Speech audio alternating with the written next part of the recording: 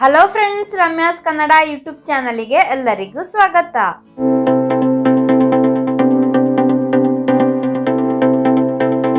ಇವತ್ತು ನಾನು ಬಂದಿದ್ದು ಅಜೀರ್ಣ ಕೋಲ್ಡ್ ಕಫಿಗೆ ನಾವು ಸಿಂಪಲ್ ಆಗಿ ಮಾಡಬಹುದಾದ 2 ಮನೆ ಮದ್ದನ್ನು ಜೊತೆಗೆ ವೀಳ್ಯದೆಲೆಯ ರುಚಿಯಾದ ಹೆಲ್ದಿಯಾದ ಸಾರಿನ ರೆಸಿಪಿಯನ್ನು ಕೂಡ ನಿಮಗೆ ಶೇರ್ ಮಾಡೋಕೆ. ಹಾಗಿದ್ರೆ ಬನ್ನಿ ಫ್ರೆಂಡ್ಸ್, ಅದೇಗೆ ಮಾಡೋದು ಅಂತ ನೋಡ್ಕೊಂಡು ಬರೋಣ. ಮೊದಲೇದಾಗಿ ಬೀಟಲ್ ಲೀಫ್ ಎಲೆ ಬಳ್ಳಿ ಅಂತೂ ನಿಮಗೆ ಗೊತ್ತೇ ಇದೆಯಲ್ಲ, ಎಲ್ಲ ಶುಭ ಕಾರ್ಯಕ್ರಮಕ್ಕೂ ಈ ಎಲೆ ಅಂತೂ ಅತ್ಯಗತ್ಯ.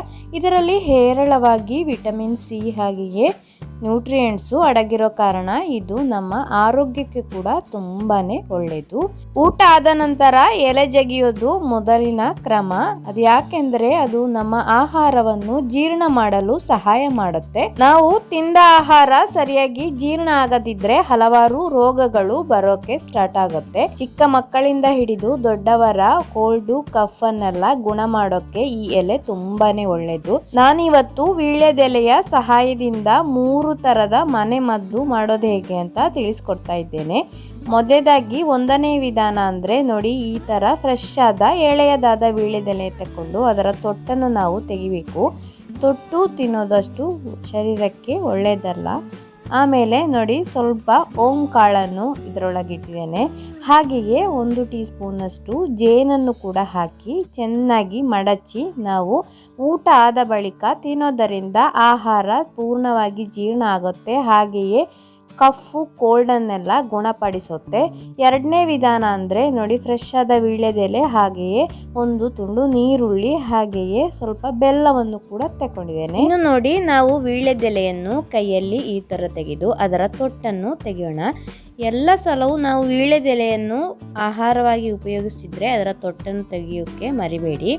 ಆಮೇಲೆ ನೋಡಿ, 1 ತುಂಡು ನೀರುಳ್ಳಿ ಹಾಗೂ ಬೆಲ್ಲವನ್ನು ಈ ತರ ಇಟ್ಟು ಮಡಚಿ ಇದನ್ನು ಊಟ ಆದ ನಂತರ ಬಾಯಲ್ಲಿ ಹಾಗೆಯೇ ಜಗಿದು ತಿನ್ಬೇಕು. ಈ ತರ ತಿನ್ನೋದರಿಂದ ಎಷ್ಟೇ ಕಠಿಣ ಕೋಲ್ಡ್ ಕಫ್ ಎಲ್ಲ ಸಂಪೂರ್ಣವಾಗಿ ಗುಣ ಆಗುತ್ತೆ. ಇನ್ನೊಂದು, ನಾನಿಲ್ಲಿ ವೀಳ್ಯದೆಲೆಯ ಸಾರನ್ನು ಹೇಗೆ ಮಾಡೋದು ಅಂತ ತಿಳಿಸ್ಕೊಡ್ತಾ ಇದ್ದೇನೆ. ಅದಕ್ಕೆ ಬೇಕಾಗಿ 4-5 ಫ್ರೆಶ್ ಆದ ಎಳೆಯದಾದ ವೀಳ್ಯದೆಲೆಯನ್ನು ತಕೊಂಡು ಒಂದು ಮಿಕ್ಸಿ ಜಾರಿಗೆ ಈ ತರ ತುಂಡು ಮಾಡಿ ಹಾಕ್ತಾ ಇದ್ದೇನೆ. ನೀವು ಸ್ವಲ್ಪ ಸಾರು ಮಾಡೋದಿದ್ರೆ 2-3 ಎಲೆ ತೆಗೆದ್ರೆ ಸಾಕು. ಜಾಸ್ತಿ ಮಾಡೋದಿದ್ರೆ ಜಾಸ್ತಿ ತಕೊಳ್ಳಿ. ವೀಳ್ಯದೆಲೆಯ ಒಂದು ತರ ಚೊಗರು ಈ ಸಾರಿಗೆ ಬರುತ್ತೆ. ಆಮೇಲೆ 1 ಫ್ರೆಶ್ ಆದ ಟೊಮೆಟೊವನ್ನು ಈ ತರ ಕಟ್ ಮಾಡಿ ಇದೇ ಮಿಕ್ಸಿ ಜಾರಿಗೆ ಹಾಕ್ತಾ ಇದ್ದೇನೆ. ನಾನಿಲ್ಲಿ ಸ್ವಲ್ಪ ಸಾರು ಮಾಡೋ ಕಾರಣ 1 ಟೊಮೆಟೊ ತಗೊಂಡದ್ದು. ನೀವು ಜಾಸ್ತಿ ಮಾಡೋದಿದ್ರೆ 2 ಟೊಮೆಟೊವನ್ನು ಕಟ್ ಮಾಡಿ ಹಾಕ್ಬೋದು. ನೋಡಿ, ಈಗ ಕಟ್ ಮಾಡಿ ಆಗಿದೆ. ಇನ್ನಿದನ್ನು ಚೆನ್ನಾಗಿ ಗ್ರೈಂಡ್ ಮಾಡಿ ತೆಗೆಯೋಣ. ಇನ್ನು ಈ ಸಾರು ಮಾಡಕ್ಕೆ ಸ್ವಲ್ಪ ಹುಣಸೆ ಹಣ್ಣನ್ನು ನೀರಲ್ಲಿ ನೆನೆಸಲಿಕ್ಕೆ ಹಾಕಿಟ್ಟಿದ್ದೇನೆ. ಆಮೇಲೆ 10 ಕಾಳು ಮೆಣಸನ್ನು ಹಾಗೆಯೇ ಸ್ವಲ್ಪ ಜೀರಿಗೆಯನ್ನು ಚೆನ್ನಾಗಿ ಈ ತರ ಹುಡಿ ಮಾಡಿ ತೆಗೆಯೋಣ. ನೀವು ಜಾಸ್ತಿ ಇದ್ರೆ ಮಿಕ್ಸಿ ಜಾರ್ ಉಪಯೋಗಿಸಿ ಹುಡಿ ಮಾಡ್ಕೊಳ್ಬೋದು. ನಾನು ಸ್ವಲ್ಪ ಆದ ಕಾರಣ ಈ ತರ ಕಲ್ಲಿನಲ್ಲಿ ಹುಡಿ ಮಾಡಿ ತಗೊಂಡು ನೋಡಿ, ಚೆನ್ನಾಗಿ ಹುಡಿಯಾಗಿದೆ. ಇನ್ನು ಒಂದು ಪಾತ್ರೆ ತಗೊಂಡು ಹುಳಿ ನೀರನ್ನು ಅದಕ್ಕೆ ಹಾಕೋಣ. ಸ್ವಲ್ಪ ನೀರು ಕೂಡ ಹಾಕೊಳ್ಳಿ, ತೊಂದರೆ ಏನಿಲ್ಲ. ಈ ಸಾರನ್ನು ನೀವು ವಾರಕ್ಕೊಮ್ಮೆ ತಿಂತಾ ಬಂದ್ರೆ ನಮ್ಮ ಇಮ್ಯುನಿಟಿ ಪವರ್ ಜಾಸ್ತಿ ಆಗುತ್ತೆ. ನೋಡಿ, ಇನ್ನು ಗ್ರೈಂಡ್ ಮಾಡಿಟ್ಟ ಈ ಟೊಮೆಟೊ ಹಾಗೂ ವೀಳ್ಯದೆಲೆಯ ಮಿಕ್ಸ್ ಅನ್ನು ಇದಕ್ಕೆ ಹಾಕೋಣ. ಸ್ವಲ್ಪ ನೀರು ಕೂಡ ಸೇರಿಸಿದ್ದೇನೆ. ಟೊಮೆಟೊ ಕಡೆಯೋದರಿಂದ ಸ್ವಲ್ಪ ಮಂದವಾಗಿರುತ್ತೆ, ಆದ ಕಾರಣ ಸ್ವಲ್ಪ ನೀರು ಹಾಕೊಳ್ಳೋದು ಒಳ್ಳೆಯದು. ಇನ್ನು ಸ್ಟವ್ ಆನ್ ಮಾಡಿ ಇದನ್ನು ಚೆನ್ನಾಗಿ ಕುದಿಸಬೇಕು. ರುಚಿಗೆ ತಕ್ಕಷ್ಟು ಉಪ್ಪು ಹಾಗೂ ಬೆಲ್ಲವನ್ನು ಸೇರಿಸಿದ್ದೇನೆ. ಇನ್ನು ಪುಡಿ ಮಾಡಿಟ್ಟ ಈ ಕಾಳು ಮೆಣಸು ಜೀರಿಗೆಯನ್ನು ಕೂಡ ಹಾಕಿದ್ದೇನೆ. ಇನ್ನು ಚೆನ್ನಾಗಿ ಒಮ್ಮೆ ಈ ಥರ ಮಿಕ್ಸ್ ಮಾಡಿ ಕೊಡಿ. ಆಮೇಲೆ ಚೆನ್ನಾಗಿ ಕುದಿಸಿ ತೆಗೆಯಿರಿ. ಹುಳಿ, ಉಪ್ಪು, ಬೆಲ್ಲ, ಖಾರ ಎಲ್ಲ ನೋಡಿಕೊಂಡು ಬೇಕಿದ್ರೆ ಸೇರಿಸ್ಕೊಳ್ಳಿ.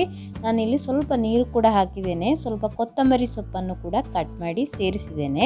ನೀವು ಬೇಕಿದ್ರೆ ರಸಂ ಪೌಡರ್ ಕೂಡ ಆ್ಯಡ್ ಮಾಡಿ ಕೊಡ್ಬೋದು. ನಾನು ಅದೇನು ಹಾಕಲಿಲ್ಲ. ವೀಳ್ಯದೆಲೆಯ ಘಮ ಘಮ ಪರಿಮಳ ಬರ್ತಾ ಇದೆ. ಒಂದು ತರ ಚೊಗರು ಕೂಡ ಇರುತ್ತೆ. ಆದ್ರೆ ಆರೋಗ್ಯಕ್ಕೆ ತುಂಬಾನೇ ಒಳ್ಳೆಯದು ಈ ಸಾರು. ನೋಡಿ, ಇದಾಗಿದೆ. ಇದನ್ನು ಇನ್ನು ಆಫ್ ಮಾಡೋಣ.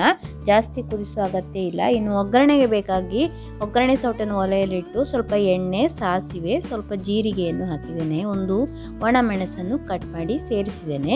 ಒಗ್ಗರಣೆ ಚೆನ್ನಾಗಿ ಸಿಡಿಯುವ ಟೈಮ್ನಲ್ಲಿ ನಾವು ಸ್ವಲ್ಪ ಹಿಂಗಿನ ಹುಡಿಯನ್ನು ಕೂಡ ಇದಕ್ಕೆ ಹಾಕೋಣ.